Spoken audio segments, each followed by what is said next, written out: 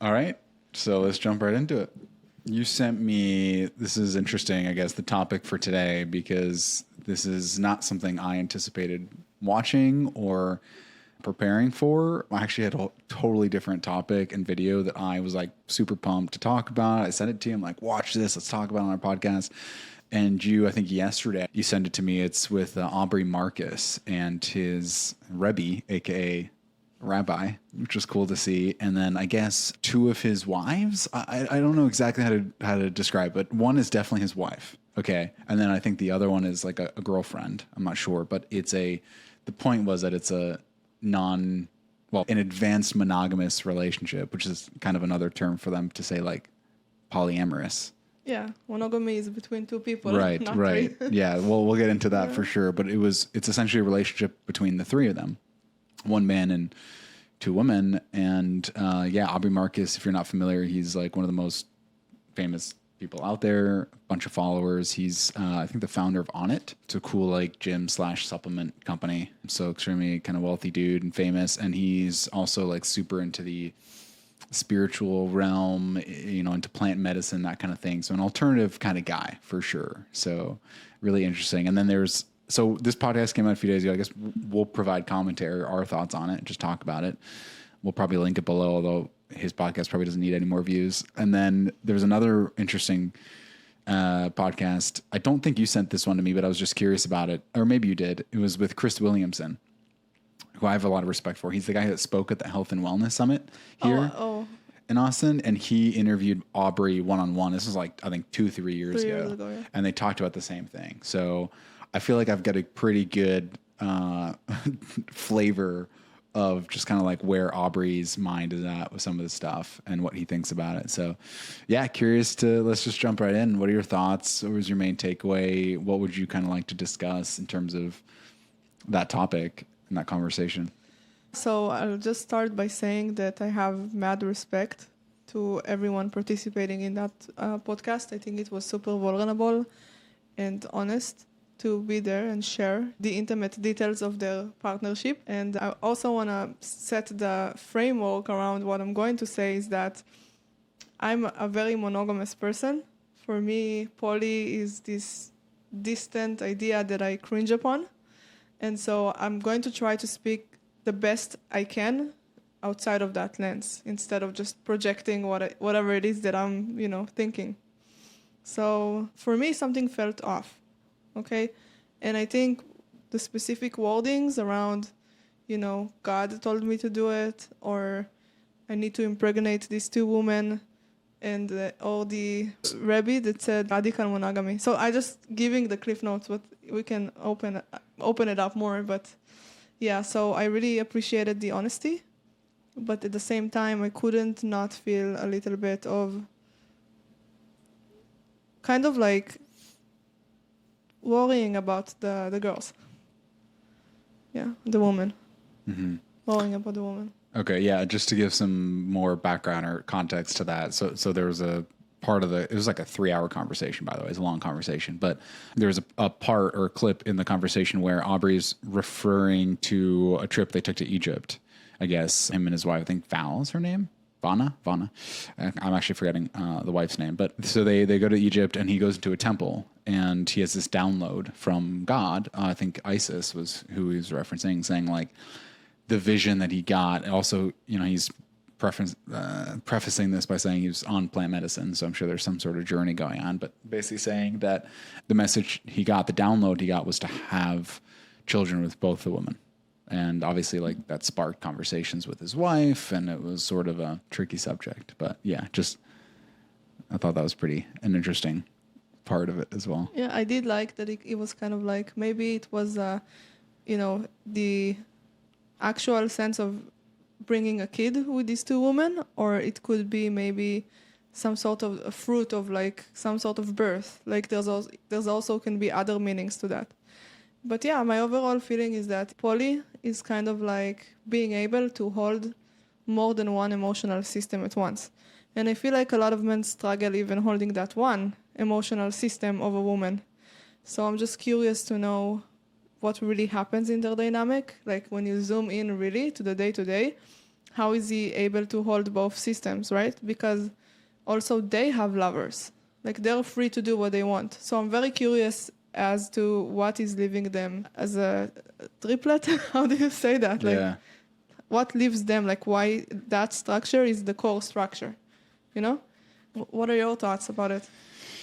Man, yeah, I have so many thoughts on it. I mean, I think like there's so many different parts of me that came up listening to that. I mean, the first part was like this critical part of saying, this is crazy, this is ridiculous. Like, how does this happen? There's no way that he actually feels the same about these two. And that it feels like we're using a lot of words. I mean, that's the thing that really got me is like, we're using a lot of fancy terms and different words and terminology and spiritual lingo to basically say that they can sleep with whoever they want and they can love whoever they want. So I think that as a belief system, I don't necessarily, you know, I can't say it's wrong, it's bad. I mean, who am I to judge? I'm not anyone to judge. I'll say my preferences, like that personally doesn't work for me. Like you, I'm very monogamous. And I think like for me, loyalty and just kind of the spiritual ethos and biblically and all these other things, I do believe in marriage or a union being between one and one.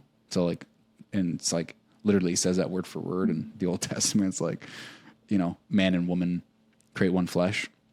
So I don't know, that's like my belief system. I'm also not in a place to say like that that's wrong or bad. Where I think it kind of like crosses the line for me is a couple things. Like one is the terminology, right? They're using the word monogamy. Like they're saying we're doing this alternative monogamous thing, or we are outside the bounds of a traditional monogamistic whatever relationship, or all these fancy words, right? But the truth is you're not really in a monogamous relationship, because monogamous is one-on-one. It's a divine union. It's man-woman. It's or whatever. It's 1-1 equals 2. And there's 3 of them. And then the 3 of them can have lovers outside of that relationship. So again, no judgment. I'm not saying that it's necessarily wrong.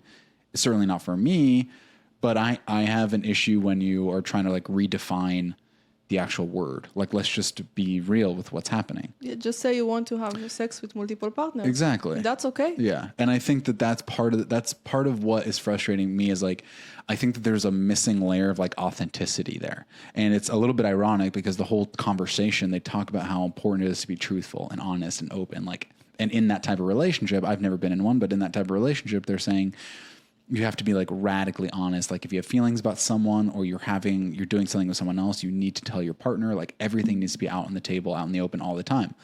And I just feel like the irony is here that basically to set this type of relationship up, you essentially just want to sleep and love as many people as you desire. There's again, nothing wrong with that. But I think to falsify it under a type of radical monogamistic relationship is just like, it's frustrating. It's frustrating because those are two different things.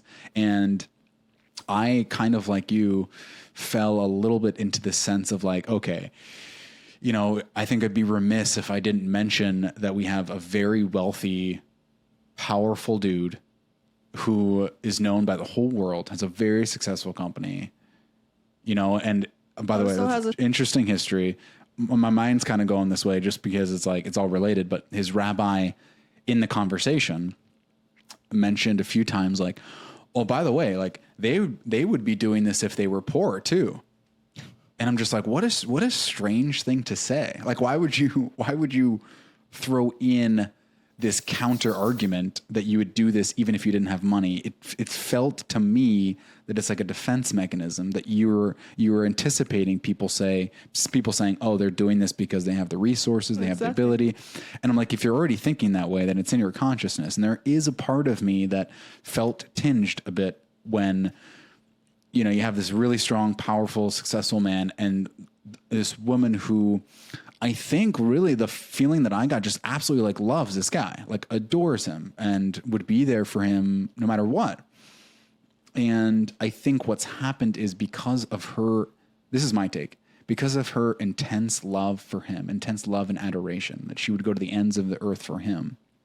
She's willing to kind of put up and do whatever it takes to be with him. And part of that is his desire to have a relatively open relationship. And they brought in another woman, right? Like the truth is we're not sitting there with two men and a girl, you know, That and would be interesting. yeah, it would be interesting. I think we're sitting there in that dynamic because there is some power, some unhealthy masculine energy going on there where I think the woman, the feeling to me is she's a bit subservient to the love that she has for him. I'm not even going to say she's subservient to him because I don't want to go that far. Like I don't know her. And I think that's also casting a judgment, but it feels to me that she's subservient to the feeling of love that she has for him, that she would do anything. Now, is that wrong? Is that so bad? You know, again, I don't know. Who am I? Like, I'm not casting judgment on it. I can't even say that she shouldn't be in this place. My only fear for her is that subservience to the feeling of love and adoration that she has for him, like maybe that'll take her to places she doesn't actually want to go. And I think that's the biggest challenge here. Like authentically, like what do you actually want? And you have to do this soul searching. And she talks about it. And I'm sure there's this type of relationship really challenges you to do that. But I'm just afraid of some deception or some manipulation or something going on there where it's not truly what she desires. And I've been in a kind of relationship where it was monogamous, it was one-on-one, and come to find out that your partner doesn't actually want to do A, B, and C, and they're doing there's some people-pleasing mechanisms going on there, and there's some, come to find out 2-3 years later that like internally for them, there was some other mechanistic things happening that they didn't realize they weren't doing what they actually wanted to do. So I think that there's potential for that, but again, you know, maybe that's part of her journey. Maybe she needs to learn that. Maybe it's not. Maybe she comes to find out it's exactly what she wanted. But there is a sense of like, what is the real power dynamic here? It was a bit strange because I think also Vylana, I think who's the wife, talked and defended a lot, or talked for and defended, and was like overly, what's the word? Overly accepting, gratuitous, just talking about this other woman very favorably. Like there wasn't much, like any of the issues that they really had, they didn't really talk in detail. I mean, it was very high level. It was like, yeah, well, this was really tough for us, or at this point we really struggled with this. But there was no nitty gritty details, and that was a bit concerning. It's like, okay, if we're going to talk about this, like, let's get real. Like, what are some of the things that you got into? And they hit concepts of like, yes, sometimes we feel jealous and there's things to work through, but I don't know. In my mind, I think some of that jealousy is really healthy because my belief is, and the way that I work, like loyalty for me means choosing one partner, like every day, you know? And, I think that's true love. Like it's kind of the opposite end of the spectrum, right? On the one hand, true love is, wow, I've got this wellspring of love and I just want to pour it into everyone and anyone and do whatever. I don't want to be limited, right? Free love is just unlimited and pure and spread it everywhere. And on the one hand, that can be defined as love. On the other hand, love could be this like very intentional, like focused, because, you know, it's the same concept. Like if everything's love, then nothing's love. On some level, there needs to be polarity. On some level, there needs to be white, dark, you know, night, day. There needs to be sun, moon. There needs to be some polarity in there. So to be able to love someone and to choose not to open your heart and not to trust and not to have that one-on-one dualistic relationship with anyone else in the world, like that conscious decision intentionally is a monogamistic loving relationship. So I don't know. A lot of thoughts. I know I went on a little rant there, but yeah, so it's interesting. I agree. And I love your perspectives. And I feel the same. What I want to add is that for me personally, the monogamous thing, I know that a lot of it sits about me wanting to be chosen because of my wounding. And so I just want someone to choose me ultimately. But I do recognize that beyond that, that's like level 1. And beyond that, there's a lot of other levels that I can conquer, right? Like, for example, I had an ex come stay with me with his new girlfriend. And this is an ex like from 10 years ago. I didn't think it's going to be so triggering, but it was fucking triggering. Like I was jealous. I was in pain. I was really feeling a whole bunch of things. And in that container, we were able to sit, all of us, me, him, and his new girlfriend. and I was able to speak freely on it, say my truth, the most like desperate, ugly truth ever. And it was received with love on both ends, and that girl ended up being one of my best friends. I think the only best friend that I ever had that was a girl that was able to witness me to that extent. And it was very special and very unique, and I was able to work on my jealousy, work on my pain, and even realize, like, okay, I'm not even, this doesn't hurt me because it's him, it hurts me because it's reenacting some dynamics I had with my mom that abandoned me. So it was really major, and the container was really helpful. And so I can see how this type of dynamics can really help you grow as a person. It can help you learn how to face jealousy without the shame. But my only thing is that, I mean, you will have to consciously choose to put yourself in a dynamic like that in a relationship, right? That wasn't poly. But in the context of polyamorous relationship, you will have to put yourself in a place of a lot of pain, willingly. And I think that some people have the capacity to do it, and some don't, and that's okay.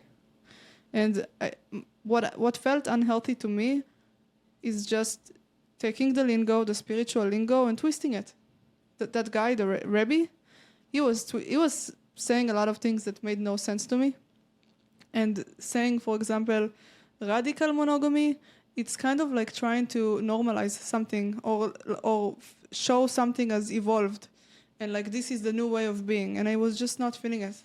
Because in poly, there's a lot of darkness, shadow. Big part of the shadow is that people are not able to hold multiple systems at the same time. And a lot of people go into this looking for some sort of validation or just not willing to commit. Or it's coming from an innate fear of commitment. So it's really not creating love, it's creating the opposite.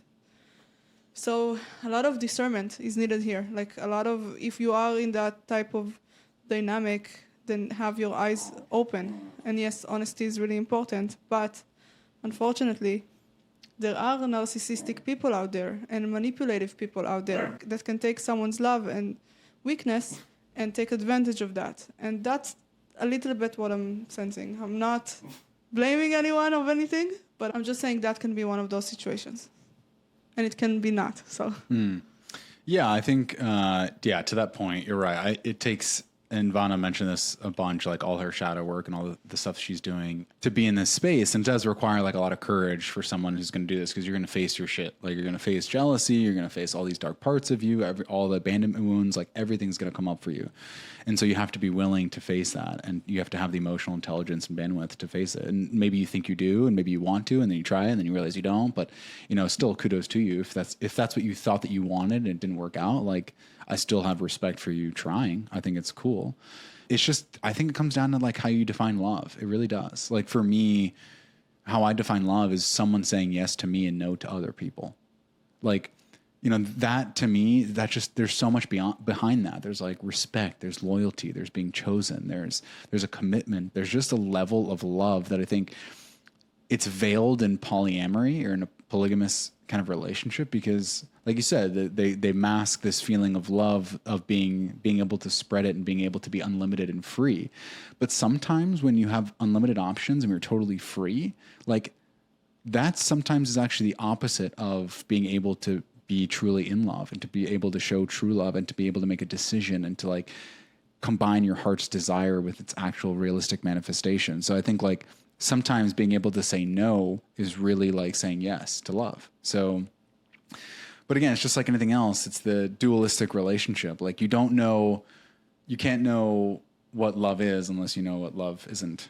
And you can't know what yes is unless you know what no is. And you can't know what having is without knowing what not having is. So I think that's just really important for me. And it's true for anyone, right? Like let's say you get in a relationship or you're in a marriage or something and you're with someone for a significant amount of time, and anywhere that you go, let's say you're at work, if you go out to the gym or you go to different places, you're always going to meet new people. There's always going to be other people, and there's always going to be this potential for finding an attraction with someone. So I think in a healthy relationship, it's not that necessarily you feel a sense of control or that, oh, this person can't do certain things, or I don't want them to go somewhere because they're going to be attracted to this person. It's in the knowing that no matter what happens, and no matter where they go and however we're separated on different ends of the earth or whatever happens between us, they're coming home, like to me, because they choose me, because they love me.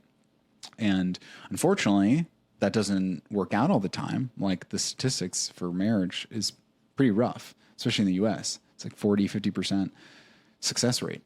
So I understand there being challenges there, but I don't think it's necessarily a challenge of the construct of marriage. I don't think it's a challenge that it's one choosing one.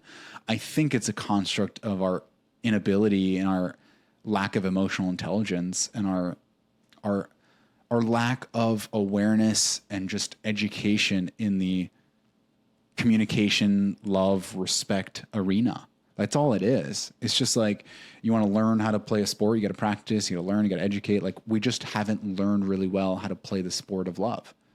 And it's not that marriage is wrong. It's not that, oh, we should expand. Like I think if you're saying we should expand the marriage concept, the monogamous concept to having multiple partners, which is ridiculous. That's not monogamy anyways. But if you're saying we need to expand it, you're looking at the symptom of the problem, not the cause of the problem, not the root cause. The symptom is the construct doesn't work. So like, we're going to change the construct. Like, no, you don't need to change the construct. The construct is written in our code. It's written in our DNA. We're biologically wired to have a partner. Like it's biblical, it's spiritual, it's innate, it's biological. That is just what I believe. And I feel like that's really true. So that's not the problem. Then what's the problem? The problem is we just have not built and developed the intelligence and the courage to do the work, right? So this comes back to our previous podcast episodes. Like, the courage to do the uncomfortable, the unfamiliar. Like we have such a comfortable life relatively nowadays. You know, we're inside, we have AC, water on demand, toilet on demand, everything on demand, right? It's for thousands of years, but we weren't built to have this stuff on demand. We were built to go fight for it, to find it. So right now, the problem is in the convincing ourselves to do something courageous and difficult. And in that, building awareness and emotional intelligence to really connect with a partner, like with a love. And yeah, I just feel like it was a bit backwards. That's my biggest take, is like, it was just a bit backwards. Like, I think they were trying to define love in this new kind of concept, this new form. And it's not, there's nothing new about love. It's the same thing. The issue that they were having was the construct. And I think that in that they felt restrained and constrained, but actually I would argue in that constraint is the best definition of love. You know, so to be able to choose the same person and want to come to the same person and be like, I'm choosing not to be with someone else because of the love and I have of respect and I have for this person. And it's different, right? It's like for me, for example, I want to create a family and do these things and have this one partner. And some people don't have that. Some people just say, hey, I want to, this isn't for me. I don't really want to build a family. I just want to live my life, build my business and, you know, have partners. And Aubrey said as much really until he had that kind of baby epiphany in Egypt, and they're still kind of trying to figure out, I guess, what that means for him. But I don't think they were in Egypt. I think that's what he saw in his journey. Oh, okay. Just FYI. Oh, it sounded very much so like they were in Egypt. If they were not, I misunderstood that. Okay, it sounds like all in his head. We should double check. Yeah. I think she said she was in Egypt too. So either they both were physically in Egypt or spiritually in Egypt. But yeah, it's okay. It's funny. Yeah. So that's the thing. It felt like this convoluted, a lot of words to say, I want to sleep with other people. And I don't want to feel constrained in our relationship. And then to me, like, that's not a relationship. Like, that's fine. Call it whatever you want it, but it's something else. Yes, of course, you have a deep connection with this human being. But if you can love multiple people at the same time, like, that's great. That's not a relationship. That's just you loving multiple people at the same time. Yeah, right? No need to attach all the labels and spiritual context into it. Yeah. Also, what I wanted you brought something up for me about, you know, how it used to be, you know, Primal. And actually, there was a lot of poly. I'm sure. Like, you know, like that's how you would negotiate. You will send your woman so that another man can be with her as a peace offering.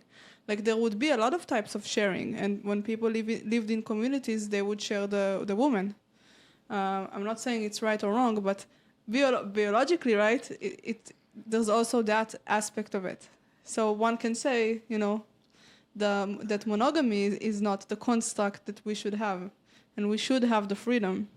And then it's interesting because on one hand, if you love someone, set them free, right? Like, I love you, and if you're happier elsewhere, go elsewhere. But I find it interesting, like, how would it work? How can you give someone their freedom and at the same time feel chosen and feel like you have that sacred union bond?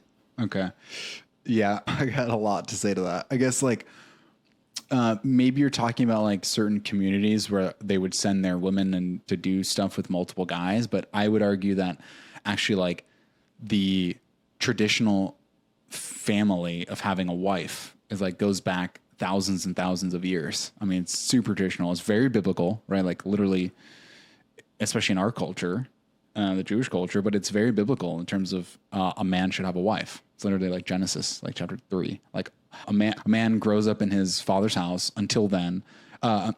He grows up in his father's house, and then he meets a wife, and then he moves out and lives with the wife, and they become one flesh. Like, it's literally like in our biblical, I think, DNA. But then the other thing is also like, I would think biologically, like I'd also argue, like, look at how our bodies are made. Like we're going to get into kind of nitty gritty right now, but like we're talking about procreation and the continuation of the race and the species is like, you have a penis and a vagina, and usually one enters the other one, and there's not really room 2, 3, 4, 5 penises. Well, some would into the vagina. Into the vagina. Into the vagina. Wow, I've seen things. Oh, that's freaking gross. Seen. I'm just saying, I don't think that that's meant to be, right? Biologically, like there is a sort of like a plug into an outlet kind of concept. It's like, yeah, can a woman be passed to other men? Like, of course, that's definitely happens. But I don't know. I think like you ask the large majority of people, and like I feel like we're biologically wired to find a partner, and for many reasons, right? For safety, for this and this and that. Like, yes, of course, there's communities now, and I'm not saying that stuff doesn't exist. Where there's a community where it's like, think of like a kibbutz aspect, but more like wanderlust, where it's just kind of free to do your own thing. Like, sure, but that's, to me, that's a minority. That's an exception to the rule. Like the rule is like a king, queen, right? Mother, father, son, daughter. It's just like there's this duality to it. So man, wife, to me, is a very natural duality of human nature. But again, that's the thing about this conversation. It's so interesting to me because the second I watched it, I had all these critiques, all these thoughts. I'm like, this just doesn't align with me, doesn't resonate with me. And then I kind of took a step back and I was saying, well, that's okay that it doesn't align or resonate with me, but then who am I to say this is wrong? All I can really say, the only truth I can really hold on to is this is not what I believe, and this is not what I want for my life. What's his name? Chris Williamson in the podcast with Aubrey Marcus said basically as much. He goes, listen, you've got to be an outlier, like, to be thinking this type of way and to be doing this type of stuff. Like, you are an exception to the rule. Like, this is not the norm. So like, what kind of challenges come with that? All that kind of stuff. So I feel that way too. And he's getting a lot of publicity, and we're talking about it now because he's big, powerful, famous dude. But, I think this is part of a movement. If you ask me personally, like where this is coming from, I think it's part of a spiritual movement, like this, in the spiritual community, like this raising consciousness. People do a lot of plant medicine or get to this feeling of ecstasy where they just feel so much love and they want to spread that. And they think that means that doing it without boundaries, because they feel like spreading love without boundaries creates a oneness, where like, actually, I would argue that the separation and the fragmentation is more what makes us one than anything else. I mean, that's why we're here. If you think about the fragmentation of the universe, the separation, the uniqueness of people, we are here so that we have awareness to learn about ourselves. Like, that's the whole point, that things are different. We're not really different. We all come from the same place, but we appear to be different because that appearance of differentness allows us to better understand ourselves. So too does a partner really help frame that for you. And so, someone would say, well, okay, if that's the case, why can't I just have multiple partners? I'm like, yeah, you can. You can. Totally can. But don't go calling that a monogamous relationship. Yeah. And don't go calling that person your wife, because that's not the definition. And then also, what are you committing to? Yeah. Where is your commitment to love? Right. That's a beautiful commitment on paper, but like, we can argue what is love, to what extent, you know, how love looks like for every single person. Yeah, you can love multiple. I also think men can be in love with multiple women, and I think women can be in love with multiple men. So what makes it special? What makes it, you know? Yeah. Well, unique? I would ask you that question, like, what makes commitment so special for you? Because you said, like, well, yeah, if you don't select one person and you select all these people, you're not committing. So why is commitment such a valuable thing for you? Because I'm deeply traumatized. Because of my wounding, I feel like what a corrective experience for me would be to choose myself and to be chosen. And I am curious to see what happens next. Like, what happens after I will feel fully chosen? Will I settle? Will I come to terms with, oh, wow, this is exactly what I needed, or will something else be missing? So I think we're all chasing what's missing, right? We all have desires, and desires are designed in a way where you accomplish one desire and then another desire arises, right? So like, where does it end? So it's super interesting. Yeah, I think, and as you were talking about that, a concept came up in my head, because I was thinking, like, okay, so commitment's really important, right? And choosing a person. And then I was thinking, well, okay, if you're in a polyamorous relationship or polygamy, whatever it's freaking called, and let's say you get one of the women pregnant, okay, and then but you have other lovers, and in that relationship you have another woman, so like it's kind of like a tribal thing where, like, okay, now they can help her out. Yeah. Or my other lover can come in, or I can kind of sometimes remove myself from some of the stress or responsibility. I mean, that's the other thing that it does for me in my mind, is I think about that type of relationship, and I think about a man's potential to not have to commit to the hard things, right? And maybe in the polygamous relationship, you know, they're choosing, they practice safe sex, and they're choosing, hey, I don't want a family, I don't want this kind of stuff. So again, I'm saying, like, it's possible they choose that. But in the case of wanting to also have some of that traditional family, which I think they do, because at least in the Aubrey Marcus situation, I mean, they're married. So there is some part of them that wants that traditional route. So I'm just thinking, okay, in a traditional route, here's the traditional kind of family. But in this kind of tribal setup, you get to kind of remove yourself a little bit from the challenge of having to step forward to be a certain type of man. And it's really a little paradoxical and ironic, because the rabbi and Aubrey Marcus talked a lot about trying to really create and become the type of person you want to be when you step into a certain relationship, or like basically work on yourself in the background so that you can get your emotional intelligence, your capability, your ability to hold or carry a burden, to try to maximize that before you enter a difficult situation. So what's ironic to me is, like, I feel like part of what framework he's set up is, like, at some point, so that he doesn't have to handle certain things. And so, great example, him and Vylana said they had a bunch of arguments, they got into a bunch of back and forth, and a lot of the times the other new woman, the third person, Alana, I think was her name, would be there for Vylana.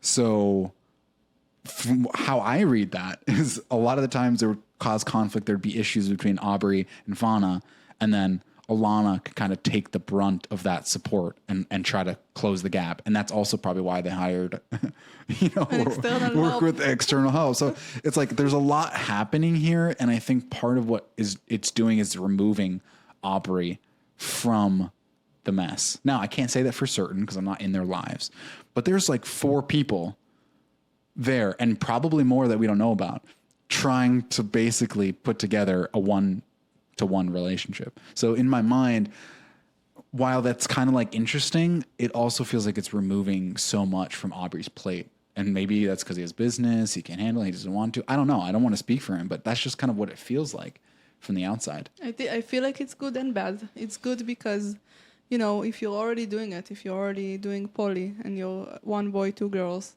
then all of a sudden you don't need to become the main resource for each other. Because what happens a lot in monogamy is codependence in a very unhealthy way. Like, your partner becomes your entire world. So when there are more people, yes, they're sharing the burden. And what I want to add to this is, he did say he wanted to impregnate both of them. But it was interesting that he didn't talk about what happens after. So I have a friend that also has a similar vision. He wants to have multiple children from multiple women. And the reason is because of sharing it. Like your child, right? Like your child no longer needs to go to mom or dad. And let's face it, in most of our dynamics with our parents, our needs are not met, not fully. So when there are more people in the group, more needs can be met. So an idea, it's beautiful, right? Same as, free love, poly, like it can be a beautiful idea. But it's all a matter of like what actually happens and how you actually handle the shadow side of it. Yeah, it's definitely an interesting idea. I feel like, yeah, I mean, obviously the saying is true. I think it takes a village to kind of raise a kid. I totally get that. But I mean, there's also other people that can help with that. I mean, that's what grandparents are for, and friends and all that kind of stuff. So you don't necessarily have to be sleeping with all these women to help you with your kid. It's like kind of ridiculous. But I think, so. No, that's not the reason. Right. But it can help. I understand. So, but this is how I see it. So if you just mentioned codependence, right? So in my mind, those two things are on the opposite ends of the spectrum. On the one hand, you have codependence. You have one, they're totally reliant on each other. If they separated, they would die. They can't do anything else. I need you, you need me, and I wouldn't survive without you, right? And I don't want to do anything without you, right? That's total codependence. On the other hand, you have total freedom. You have like sleeping around, doing everything, not committing, being a fly in the wind. One night, one woman, another night, another woman, some night, two women. That's the other end. So I guess my question for you is like, do you feel that this, I don't even call it monogamous relationship because it's not, but like basically it kind of feels like an open marriage. That's what it feels like. Say that, yeah, it feels like an open marriage. This open relationship, do you feel like that's kind of in the middle of the spectrum? Like, where does that sit? I mean, obviously it's away from the codependent kind of thing, but I'm just like, is this their solution to be in the middle of that kind of spectrum between codependence and like, I just want to sleep around with everyone? Because there is some commitment, I guess, he's making to his wife. I can't really like nail it down. I don't know exactly what it is. Maybe it's like time. It's probably quality time. Like think about one of the love languages. He probably just spends a bunch of time with her. That's a commitment, and working through issues, because he's also loving other people and he's fucking other people. So I'm just thinking like, how is he choosing his wife? And the only way he's probably choosing his wife is like, okay, I do like more special things for her than other people. I'm like, okay, so what is more special if you're already sleeping with other women and you love other women? I think it's more like she's the one, because when they married, it was monogamous. They were in a monogamous marriage. And then at some point, they opened it. So I feel like she's the one, she's like chosen, or whatever terminology. But I don't think that's true, because he had a previous relationship with Whitney, he was saying, that he loved her too, and they did open. So let's look at his like, right, shadow. Right. But again, it's not. It is a little bit judgy, but it is what it is, right? But yeah, I mean, I think it was a closed marriage, and then they opened it, and then at this point, like, what can you do? Like, you can either walk away because you don't want to be in this situation, or you can be called into the challenge and try. And I think that's what she did, and I think she's doing it really bravely and open.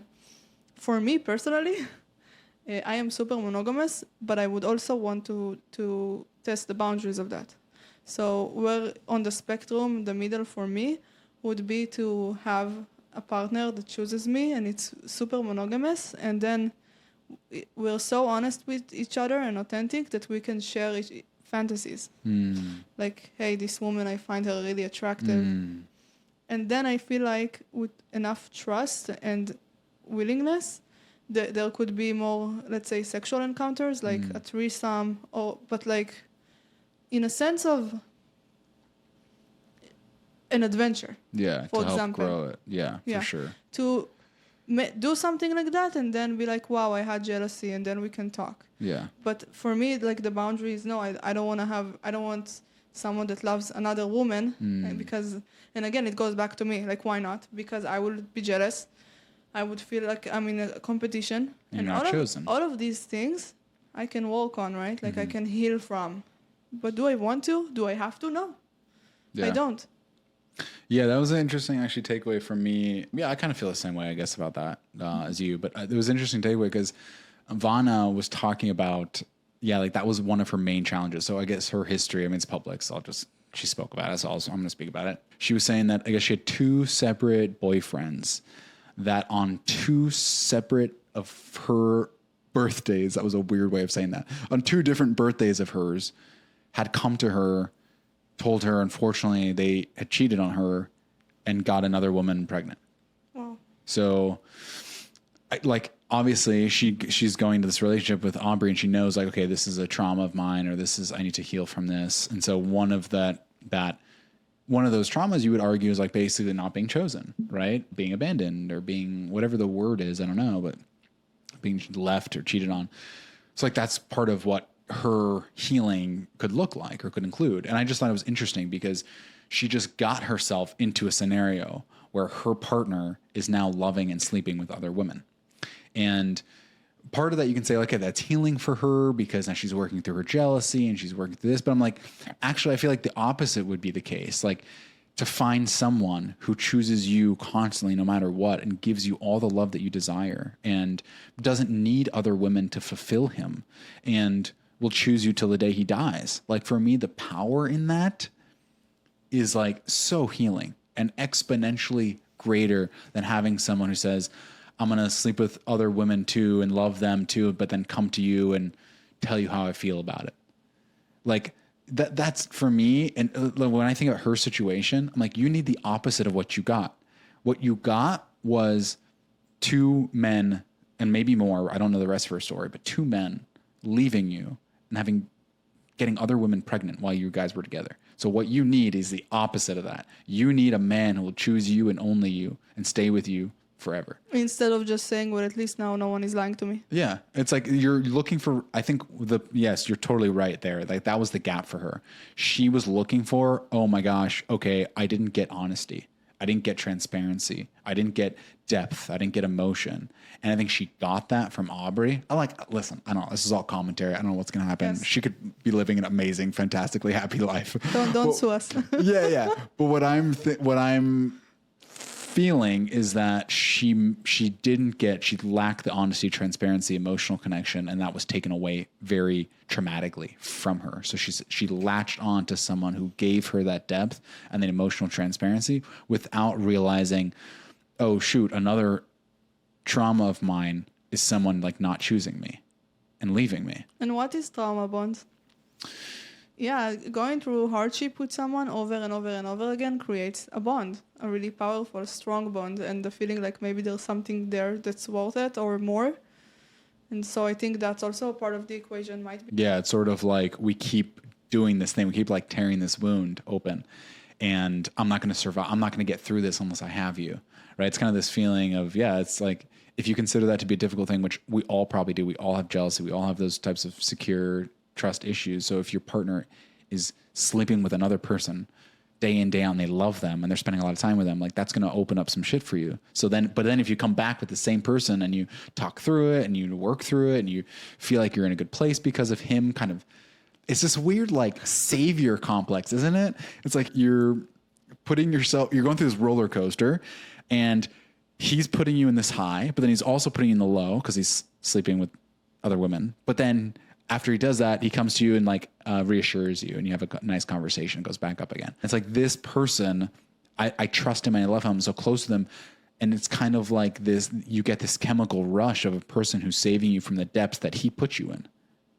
Like that to me doesn't feel like a healthy relationship. That's one take. The other take is like doing repair on something that you didn't break, but having the person sit with you for, let's say, hours and fix it and repair it. But you did break it.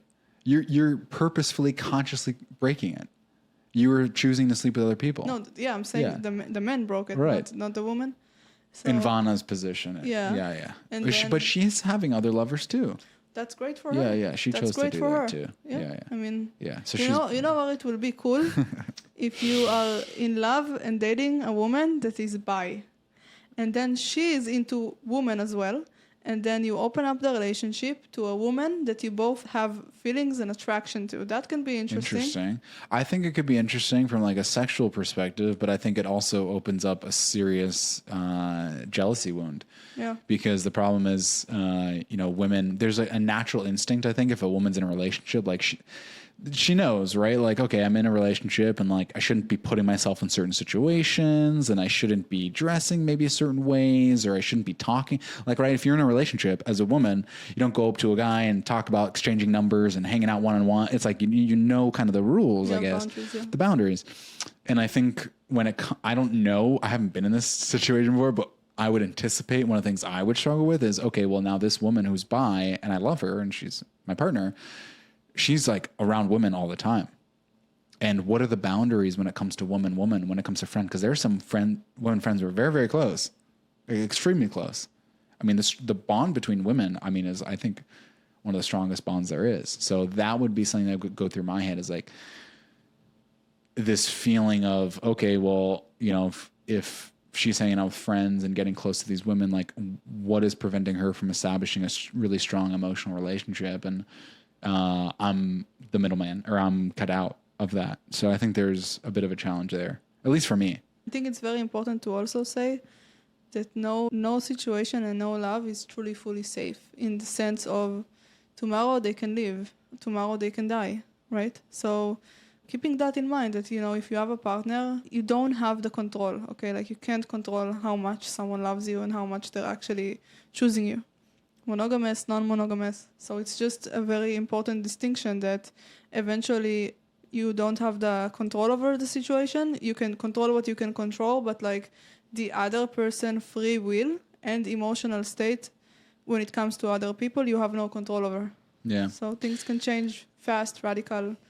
You know, like I can be in a monogamous relationship of 20 years and the person will just choose one day that they don't love me anymore. They love their secretary or something. I don't know, but yeah, it's a really good point. It's just, you know, like again, to counter that, you do the best you can with the information you have, and then you just things might change or situation change, and you know, I don't know. That's like saying, for example, like, you know, someone may not be bi their whole life, right? Or they may come into their sexuality at 30, 40, 50, right? And so, yeah, it's, again, you do the best with the information you have, you do the best with what you desire currently, and then you deal with the changes the best that you can. So sometimes that changes, okay, we need to separate. Sometimes that changes, okay, we need to evolve the relationship. Sometimes it changes, I need to change myself. You know, that's, I think that's where we should end this conversation, because that's the first place we go is like, okay, this isn't working for me. How can I change what's around me? How can I change the other? How can I change the situation? And I just feel like, at least where I'm at in my life, it's just such a wake-up call to be like, okay, if I want things to change, how can I change myself? Like, what am I doing incorrectly? And like, how many people think that way? I'm just thinking in my life, like how many, like I never thought that way. And it's just so healthy, because if you don't think that way and you think, how can I change the external situation? Well, then you'll change the external situation. It may look a little different, but the same pattern's going to show up. The same thing's going to show up. It may look different. They may have a different face, maybe hair, different height, but it's going to be the same soul, the same type of person, because that's what you're attracting. So you only attract who you are, the quality of who you are. So I don't know. I think when you say we change, the idea is we're constantly growing and we're transforming and quote unquote bettering ourselves and getting closer to love and to acceptance and all this kind of stuff. So I would hope that as someone is changing, they're kind of moving to a place of like more openness, more, not like, oh, this isn't for me, I don't want this. It's more of like, if that's the case, you see, if you say someone, I think, moved away from you or grew away from you, or the situation doesn't work for you anymore, I think that's because, at least in the beginning when you made that decision, you weren't fully aware of what it is you actually wanted. And you weren't actually in a place of dealing and accepting that situation. I think that's the only time it really doesn't work, when you've made a really big decision or you're choosing to move forward in your life and like you don't have the full awareness of the consequences of that decision. But if you did, and you said, I'm willing to hold anything that entails, then I think you could always be able to make it a situation that works for you, because you'd be able to adjust yourself in the ways that are required. Now, obviously that's kind of a bold statement, but I just feel like that's the case. If you come to find out 10, 15 years later it's not what you really wanted, well, then you didn't know what you really wanted when you got into that thing in the first place. Yeah, it's a part of evolving, and that's okay. That's your journey, and it's perfect. I mean, it happens all the time. Oh, yeah. And I mean, that's, like you said, that's part of the journey. Ideally, we work on trying to get to know ourselves as best we can Yeah, and maybe, you know, that's their experience right now in a sort of dynamic like this. And in a year from now, they will be like, I mean, I'm already past healing my jealousy, and now it just feels wrong and bad. Right. So I don't want it. And that's okay. Yeah, I think there's also, for me, when I was listening to it, I was also like, there's nothing wrong with feeling jealous. I mean, jealous is a very human emotion. I mean, I think what that really boils down to, like, what does it mean to feel jealous? What does it mean to feel, I don't know if envy is the right word. I would say jealous more so. Like, yes, obviously anything to the extreme is not good. But I think in this case, jealous would essentially mean like, I really care about this thing or this person, and I want it to be okay. And I want to experience the love and the goodness with this person. And when I can't, I feel bad about that. Right. No, that's the light side of jealousy, but yes. the shadow would be, that's true. I don't feel like I'm enough. Yeah. And I can't stand to watch him being with someone else because it makes me feel worthless. Yeah. And I'm jealous of whatever he has with her. Yeah, there's shadow and light with everything, right? Yeah. So if there's shadow work to be done with jealousy, then you got to do that. But I think there's also the light side of jealousy, which is like, it can be a good thing too. So yes, with any shadow, you got to work on it. But you can also embrace the light and be like, okay, wow, this means that I really care about this person. And they use this word a lot. I know we're kind of getting to the end, but they use this word a lot, at least in the podcast. I think polyamorous relationship people use it a lot. I've never heard it before. Really? It's kind of interesting. It's called compersion. I never heard of it. Yeah, I was like, looked it up. I'm like, I think they're mispronouncing a word, but it's not. It's a real word. It basically means like enjoying the someone else's pleasure, like purely for their experience, so that like you don't have to produce it, or you're enjoying someone else's pleasure just so that. That's part of love. Yeah, it's part of love. But there's also boundaries to that in a monogamous relationship, and it's part of love, but it's done in different ways. So yeah, and Aubrey talked about kind of the journey of being able to feel compersion, which is really hard, knowing that your partner's loving someone else. How do you still feel that way? So yeah, it all comes down to a choice and belief system, and it was just a really interesting podcast, so thank you for sharing. Do you have any like last thoughts on it, or anything else top of mind for you? No, I feel kind of complete. I just want to say that I'll speak for me personally. I'm aware that a little bit of judgment came out. But all in all, I really feel like they just brought up a very important topic to the surface. And I don't know them personally, so for me, they're representing characters. Like I'm looking at it as like three strangers that I saw in a movie. So it's really not personal, and it's not to hurt anyone or bash anyone. Just how I feel about the situation and how I see it. Yeah, same. It's kind of like a case study. It's like just for the concept. Like when we attack anything or judge anything, it's the idea of it. It's not the person for sure. So yeah, cool. The whole point is to experience a bunch of new and different things so that you can ultimately decide what you align with and what resonates with you and what your preferences are. So that's what we're doing. I think that's very natural. It's very human. So cool. All right. Good stuff. See you next week.